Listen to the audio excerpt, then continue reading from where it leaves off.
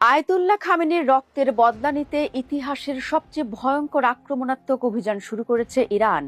Tehran এবার এমন এক কৌশলে যুদ্ধে নেমেছে যা নিয়ে তাজ্জব বনে গেছেন বিশ্বের তাবর প্রতিরক্ষা বিশ্লেষকরা। বলা হচ্ছে এই কৌশলে ইরান শুধু সপ্তাহ কিংবা মাস নয়, বরং বছরের পর বছর ধরে যুদ্ধ চালিয়ে যেতে সক্ষম। 7 মাস আগেও যে ইরান ছিল অনেকটা রক্ষণাত্মক, সেই ইরান এবার নতুন কৌশলে দেখাচ্ছে চরম আক্রমণাত্মক রূপ।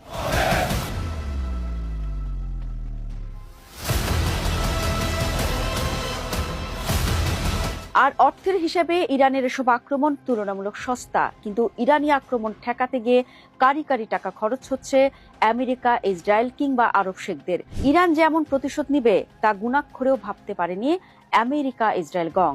এই অবস্থা আর কয়েকদিন চলতে থাকলে তাদের আত্মসমর্পণ হয়ে উঠবে অবধারিত।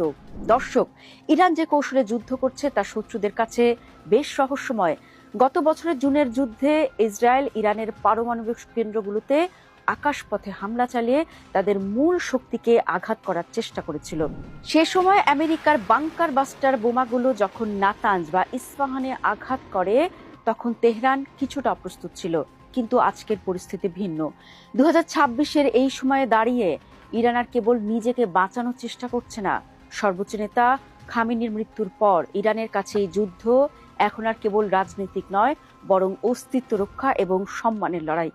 গত বছরের তুলনায় এবারের সব থেকে বড় পরিবর্তন হলো ইরান এখন আর পর্দার আড়াল থেকে যুদ্ধ করছে না।